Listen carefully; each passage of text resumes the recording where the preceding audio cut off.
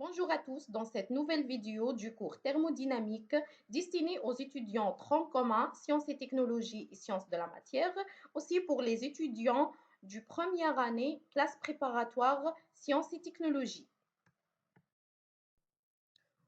où nous allons explorer le premier principe de la thermodynamique, en particulier la notion de l'énergie interne, notée delta U.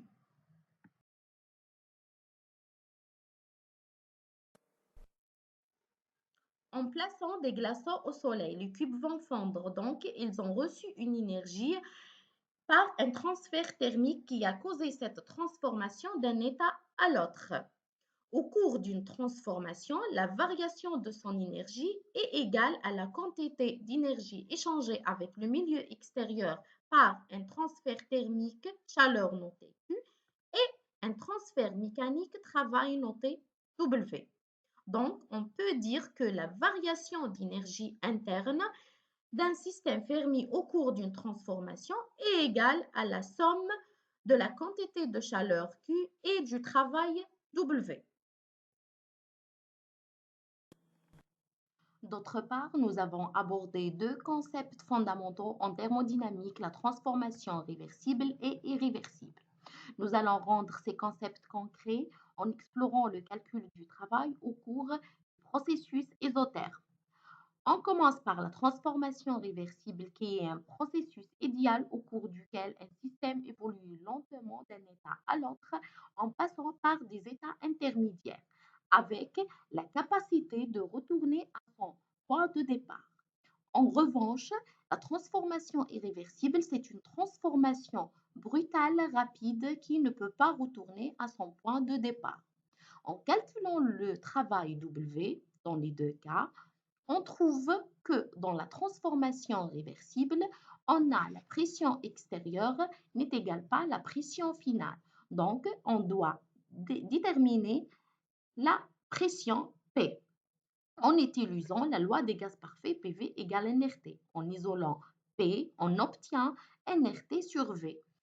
Donc, l'expression du W ou bien du travail devient moins nRT V2 sur V1 ou bien moins nRT P1 sur P2. Dans le cas d'une transformation irréversible, on trouve que la pression extérieure égale la pression finale. Du coup, l'expression du travail égale moins P V2 moins V1. En thermodynamique, on trouve aussi d'autres types de transformations. Transformation isotherme s'effectuant à température constante, isobare avec une pression constante, isocore avec le volume constant et transformation adiabatique au cours de laquelle le système n'échange pas de chaleur avec le milieu extérieur. Ça veut dire la quantité de chaleur est nulle. Chacune de ces transformations a une loi spécifique.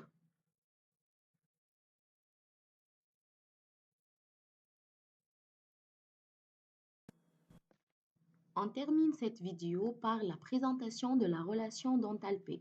Son expression est H égale U plus dPV. Donc H, c'est l'enthalpie d'un système, U, l'énergie interne, P, pression, V, c'est le volume. Le processus est effectué à pression constante, donc V dP égale 0. Alors, l'expression devient delta H égale delta U plus P de V. Ça veut dire égale delta U moins W et égale à QP. Et comme delta H d'un gaz parfait ne dépend que de sa température, on dit que le gaz parfait obéit à la deuxième loi de Joule et la variation d'enthalpie égale à l'intégrale de TA jusqu'au T2 NCP dt. Donc N, c'est le nombre de moles, Cp, c'est la capacité calorifique à pression constante. Merci pour votre attention et à la prochaine vidéo.